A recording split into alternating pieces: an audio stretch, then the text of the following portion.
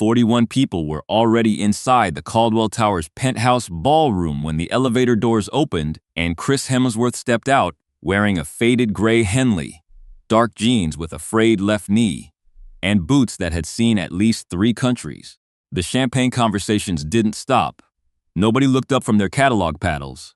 But the woman at the registration table, Diane Hargrove, co-chair of the Hargrove Foundation's annual charity auction, looked up immediately.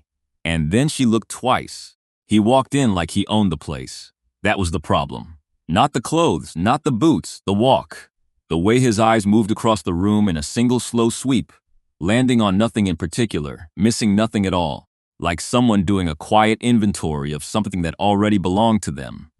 His gaze settled briefly on the northeast corner of the ceiling, a specific panel where the acoustic dampening met the glass curtain wall, and something in his expression suggested he was not seeing it for the first time. Diane set down her champagne flute with a soft click and smoothed the front of her gown. In her 22 years of chairing Chicago's most exclusive philanthropic events, she had developed what she considered an infallible social radar. Old money moved quietly. New money moved loudly. People who didn't belong at all moved exactly like that. Too calm, too unhurried, carrying the particular ease of someone who had nothing to lose because they had never had anything to protect.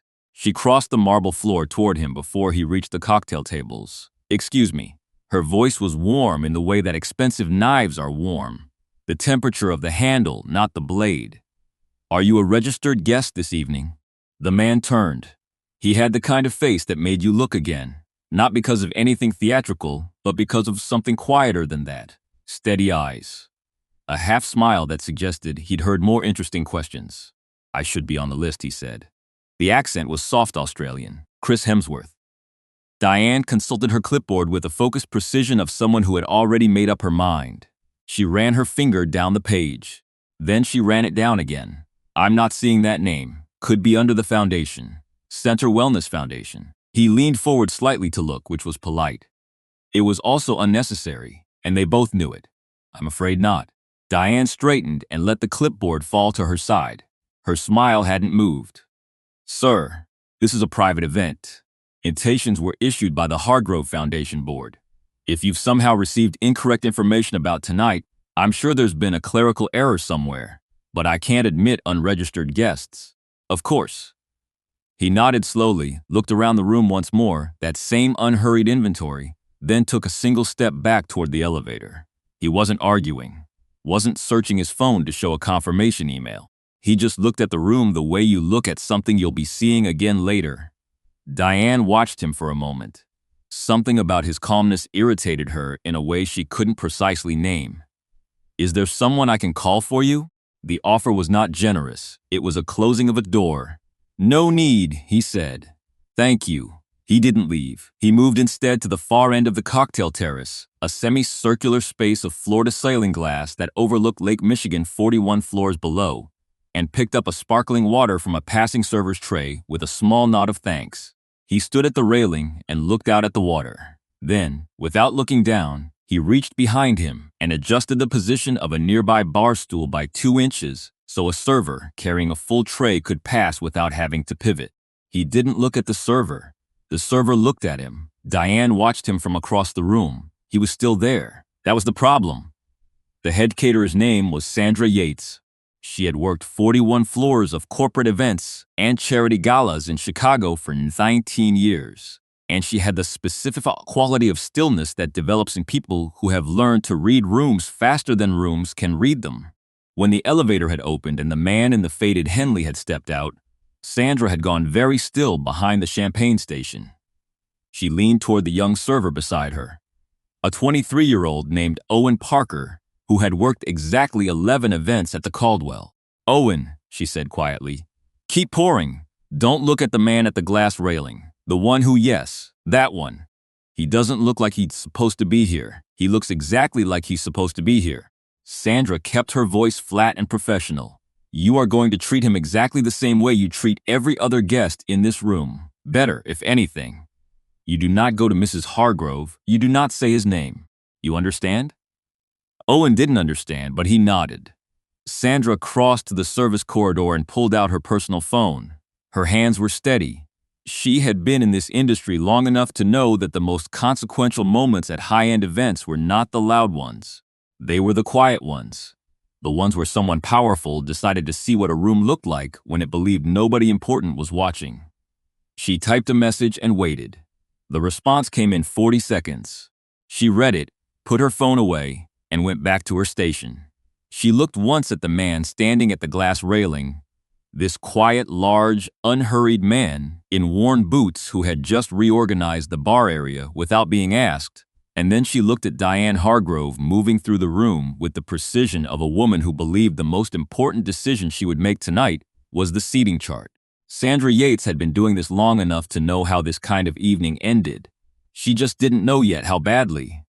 The auction was scheduled to begin at 8. By 7:40, the ballroom had filled to its capacity of 63 guests. Chicago's philanthropic establishment, old steel money, new tech money, the kind of real estate wealth that expressed itself in understated Swiss timepieces and two-sentence bios. The Hargrove Foundation's annual auction raised between $4 and $7 million for pediatric cancer research at Northwestern Memorial, depending on the year. It was a good cause. Nobody at this event would have denied that. But let me tell you what else was true about the Hargrove Foundation in the autumn of that year. Because this story isn't just about one evening. Diane Hargrove ran the foundation's events division with absolute authority, and she ran it well in the ways that were visible.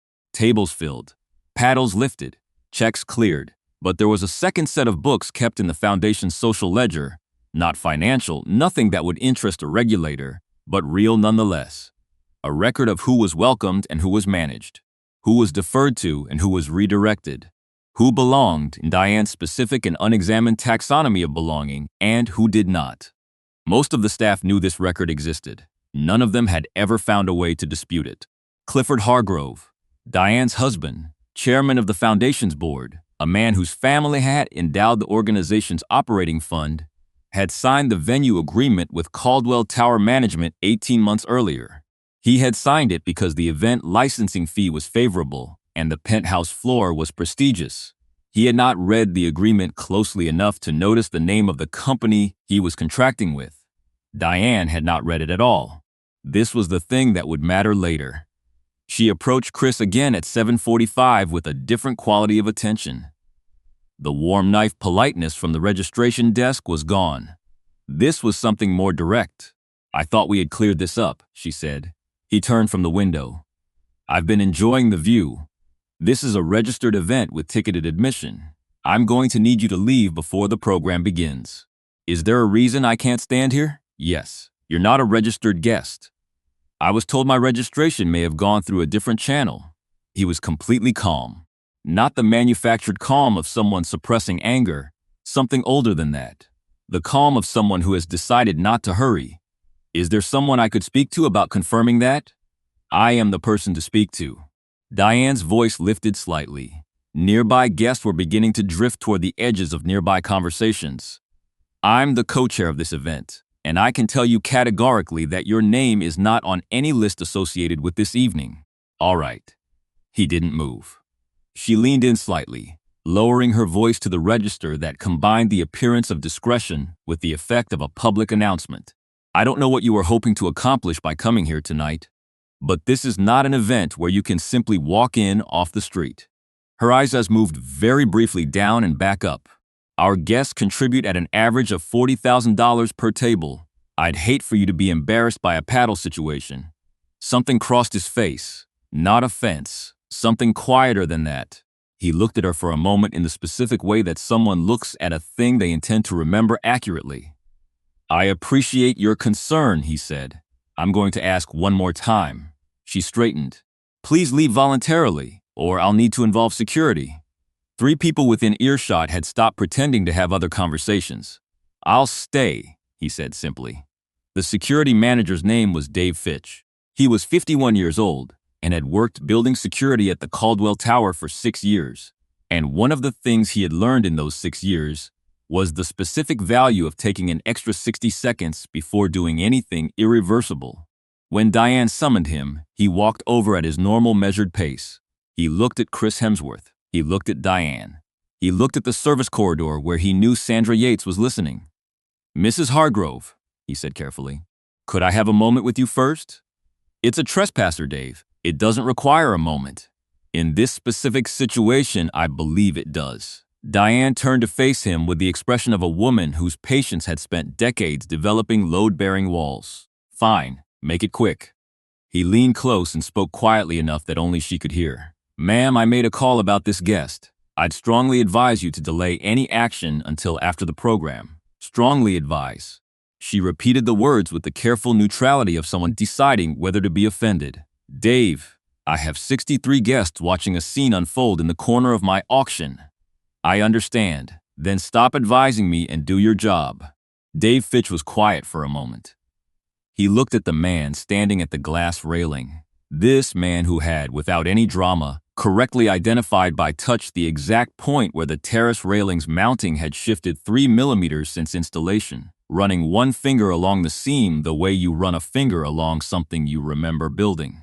Dave had noticed that. He doubted Diane had. "Yes, ma'am," he said. But he didn't move. And here's the thing that matters. In the next 2 minutes, 3 different staff members found reasons to cross the terrace near where Chris was standing.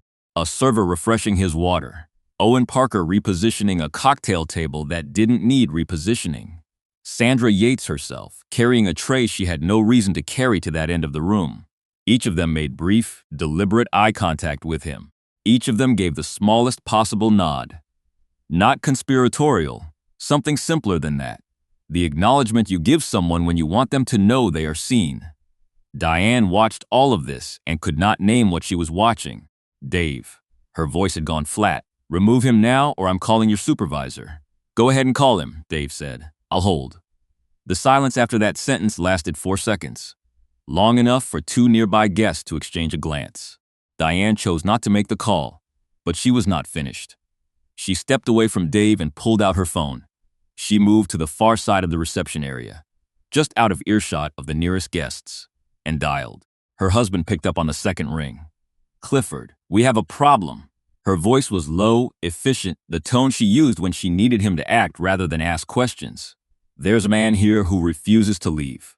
He has no registration, no invitation, and he's been disrupting staff all evening. I need you to call building management and have them formally suspend his access tonight. And I need you to contact Gerald Ashworth and make sure he understands we may be looking at a threat to the event license." A pause. "Yes, tonight. The auction's still running.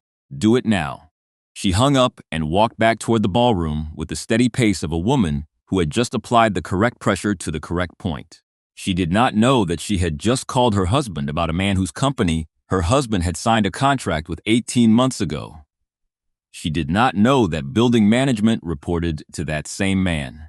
She did not know any of this. She was at this moment the most confident she had felt all evening. That was the 3rd step. And it was the one that made everything that came next inevitable. The auction ran from 8:15 to 9:47. $4,230,000 raised. Robert Callahan at the podium, silver-haired and authoritative, his voice trained by 30 years of Chicago charity events. Paddles lifted, numbers called. The visible machinery of generosity in motion. Chris Hemsworth watched from a service chair near the back wall. He had settled into it with the particular economy of someone accustomed to waiting in uncomfortable positions. Not unhappy about it, not performing patience, just genuinely at rest. He watched the auction the way you watch something that belongs to you partly, not the event, but the room. The way the acoustics caught the auctioneer's voice and distributed it evenly across 63 tables. The way the Florida sailing glass held Lake Michigan in the frame like a painting commissioned specifically for this space. He had commissioned it specifically for this space.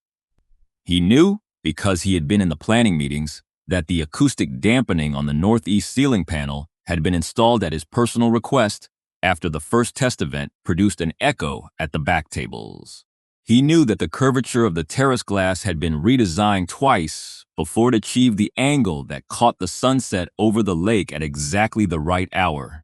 He knew that the building had taken 3 years and $412 million to complete, and he knew the name of every lead architect and every structural engineer who had put their work into it.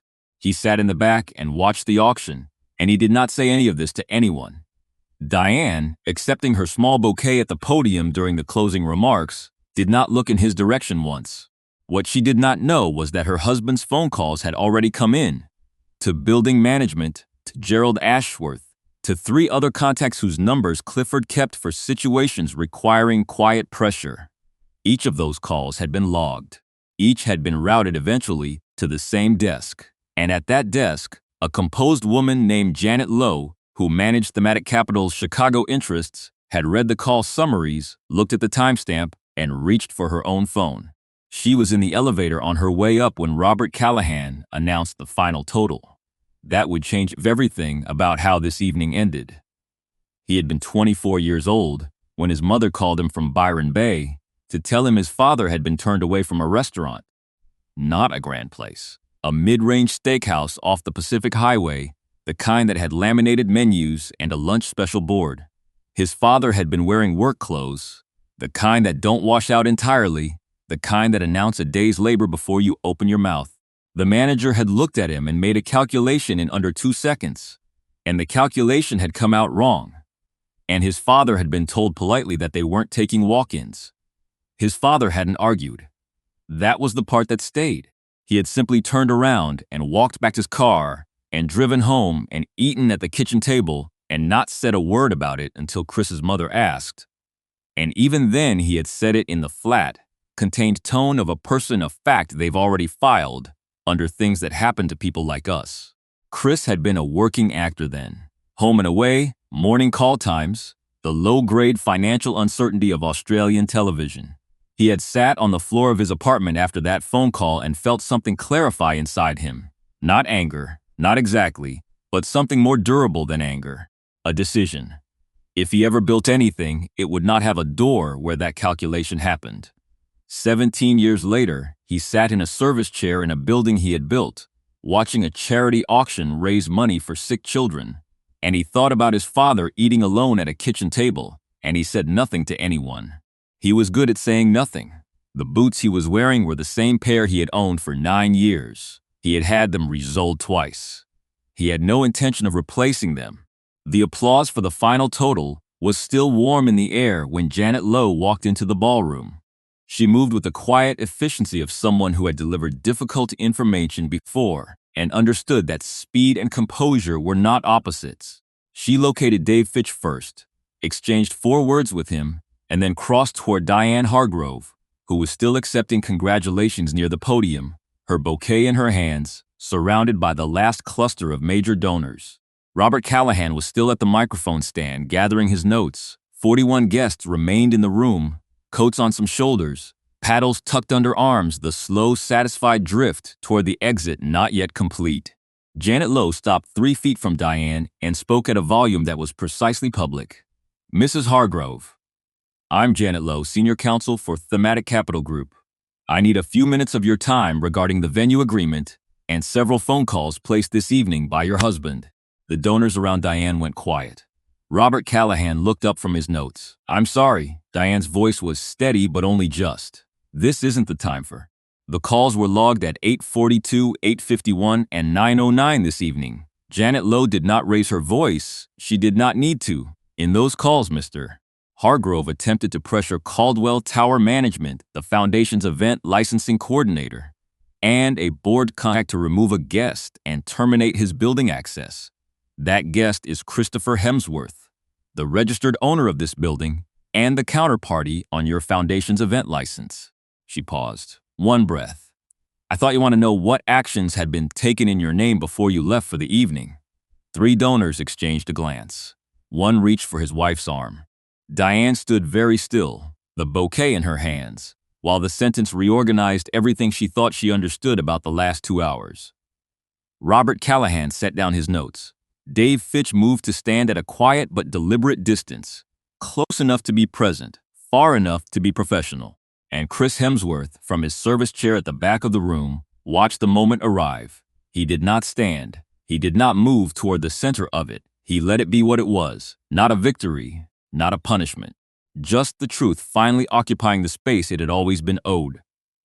Diane turned slowly and looked across the room at him. He met her eyes. He said nothing. That silence was the most complete thing either of them had said all evening. The donors filed out over the following 20 minutes.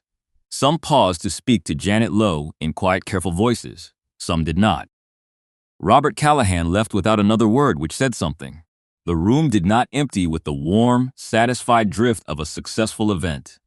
It emptied the way rooms empty when something important has just happened, and everyone is still deciding how they feel about having been present for it. Dave Fitch intercepted Diane near the coat check. "Mrs. Hargrove, we need to talk about the full picture before you leave." She let him talk. She stood with her bouquet hanging at her side and listened to the rest of it. The ownership structure, the licensing agreement Clifford had signed, the calls logged, the position those calls had now placed both her and her husband in. Dave's voice was professional and even the voice of a man reporting facts rather than delivering a verdict. When he finished, she was quiet for a long time. "And you knew this when I asked you to remove him," she said. "I confirmed it on the phone call. I told you twice the situation was more complex than it appeared. I told you I needed more time." He met her eyes. "You made a decision." She didn't argue with that. He was alone at the window again when she crossed the room toward him. The lake was dark below, the city's lights scattered across it in patterns that changed every minute and had no interest in being predicted. He turned before she reached him. He had probably seen her coming from the moment she left Dave Fitch. "Mrs. Hargrove." She stopped. She had been composing sentences for the 90-second walk across the ballroom. Careful sentences, the kind that distribute responsibility evenly across a misunderstanding. She had drafts ready, good ones, reasonable ones. She looked at him and every draft dissolved. "I owe you an apology," she said. He waited. No reassurance offered, no social cushioning. He just waited, which was both harder and kinder than the alternative. "I treated you as someone who didn't belong here. I said it in front of people. I made assumptions I had no right to make about who you were, about what you deserved." She stopped. Then I made phone calls to have you removed from your own building. That was," she couldn't find the word that was large enough. "I'm sorry." The fourth paragraph of her resignation letter, the one she would rewrite 7 times and send anyway, would describe this moment. It would say, "I stood in front of the man I had spent 4 hours dismissing, and I could not find a single sentence that adequately described what I had done. That inability was, I think, the beginning of understanding it. You made the assumptions in about 2 seconds," he said. His voice wasn't cruel. It was precise. "Yes, that's usually how long it takes." She looked at him directly. "Why didn't you say who you were?" "You could have ended it immediately." He looked out at the lake for a moment. "Because I wanted to see what the room looked like when it thought nobody important was watching." A pause. "And I learned something." "What did you learn?" "Some things I already expected." His eyes came back to hers. "Some things that were worse, and some things that were better than I had any right to hope for." "Sandra," she said quietly. "Sandra, Owen, Dave, eventually."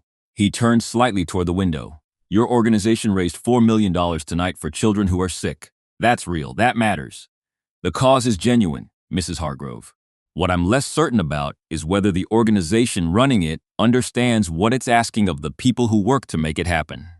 The sentence landed without performance. No edge, no satisfaction, just the weight of what it was. "What happens now?" she asked. "That depends on your board." He turned back to face her fully. "I have some thoughts about that. But not tonight." What happened next unfolded across 4 weeks, and it began not with a grand gesture, but with a phone call Diane made to her husband at 11:15 that same evening. The drive home from the Caldwell Tower. The city lights passing through the car window, Clifford picking up on the first ring this time. She told him everything Janet Lowe had told her. She told it straight, without softening it, without the careful reframings she had spent 22 years learning to apply. When she finished, Clifford was quiet for a long time on his end. Then he said, "I didn't read the contract carefully enough." "No," she said. "You didn't." Another silence. "Neither did I," she said, "read anything carefully enough." For a long time. It began 3 days after that, when a former event coordinator named Renee Colton contacted Thematic Capital's Chicago office. Renee had worked for the Hargrove Foundation for 4 years before being dismissed 18 months earlier. The stated reason in her termination letter was performance-related restructuring.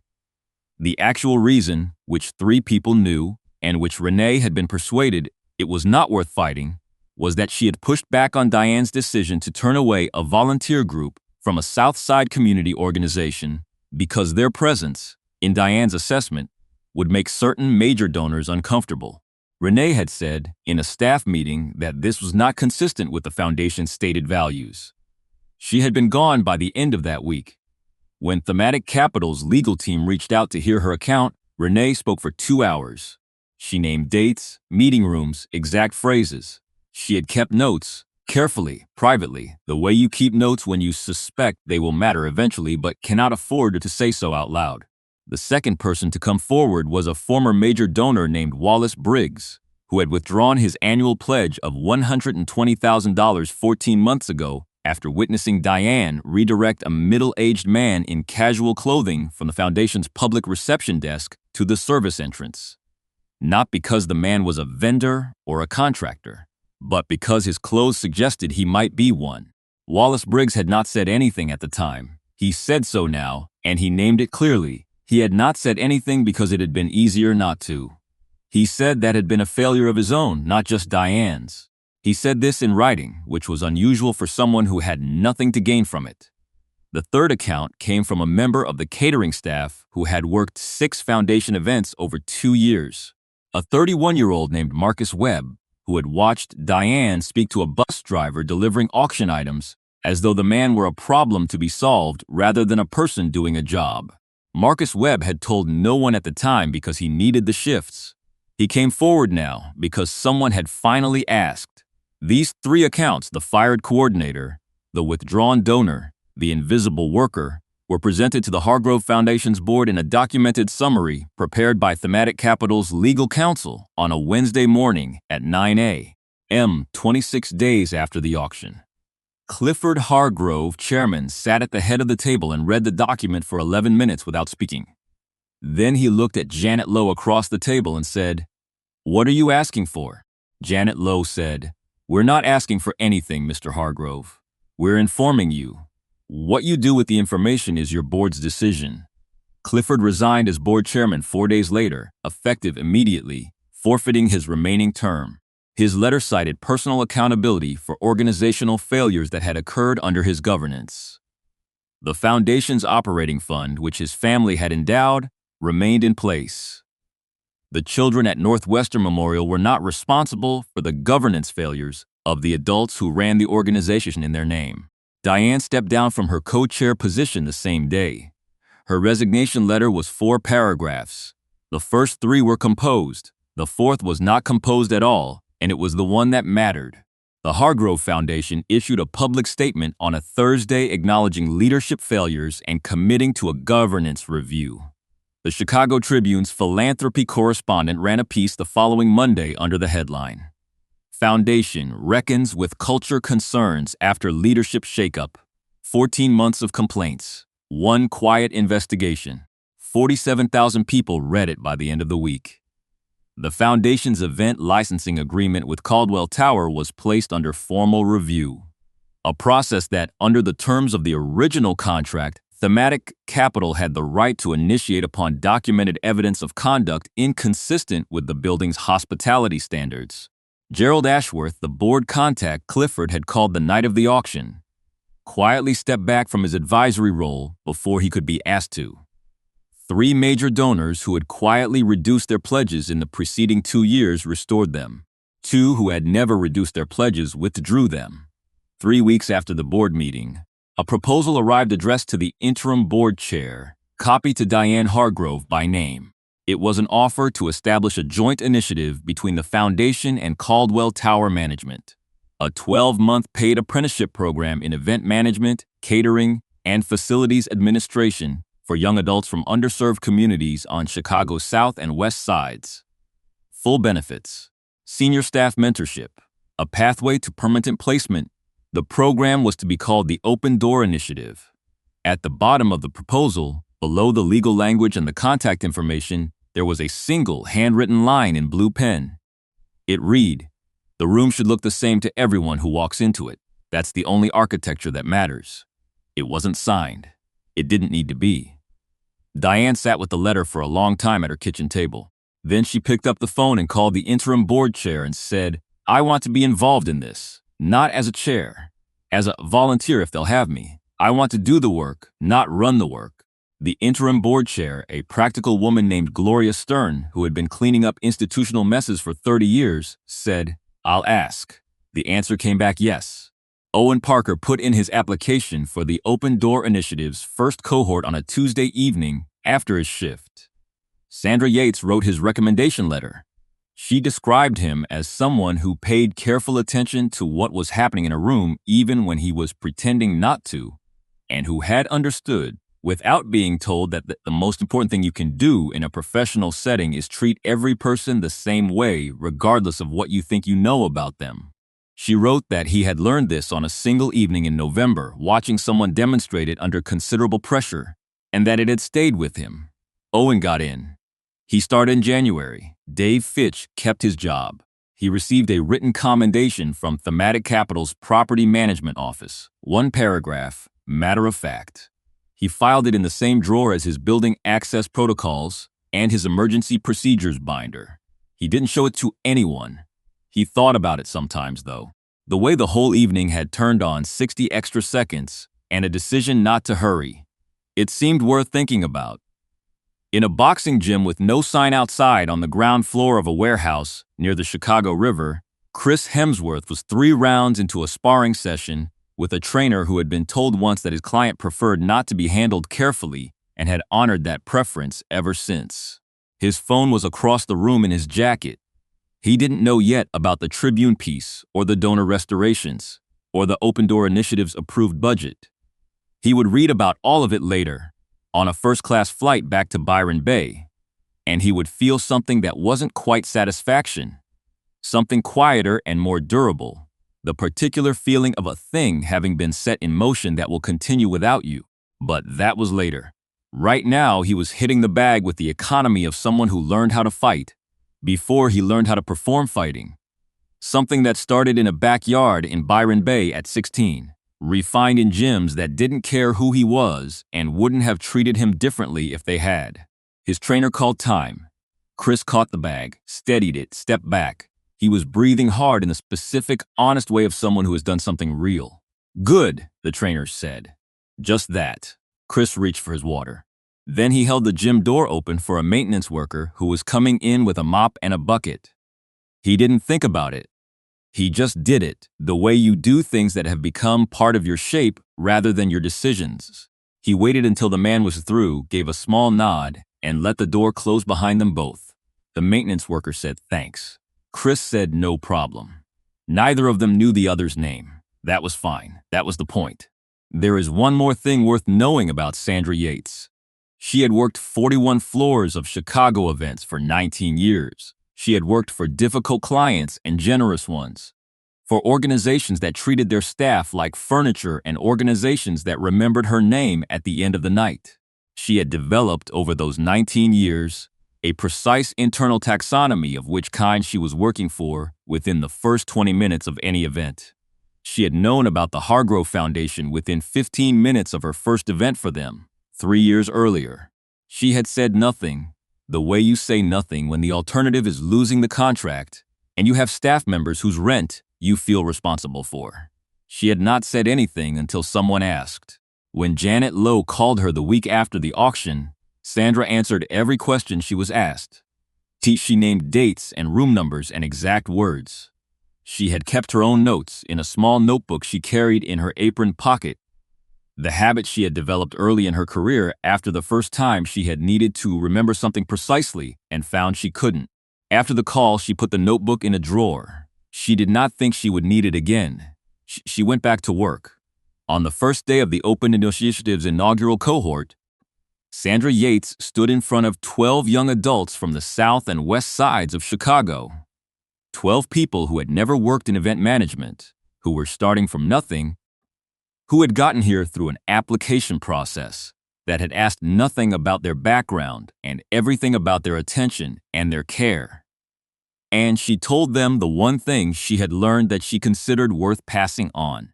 She said, "The most important skill in this industry is not the technical one. It's not the timing or the plating or the floor management. It's the habit of treating every single person who walks into your event with the same quality of attention. Not more because they're important. Not less because they aren't. The same. Because you don't know, and you won't know, and it doesn't matter. And the moment you start making that calculation, you've already failed at the actual job, she said. I have watched people get this wrong for 19 years. I've gotten it wrong myself. That's not an excuse. It's a starting point, she said. The room should look the same to everyone who walks into it. 12 people wrote that down. If this story stayed with you, if there's something in it you've seen in your own life, a room you were turned away from, or a moment you did the turning, share it in the comments. We read everyone. The truest version of this story isn't the one we told. It's the one you're carrying. Subscribe if you want more. We'll keep finding them. This is a fictional, dramatized story created for educational and inspirational purposes.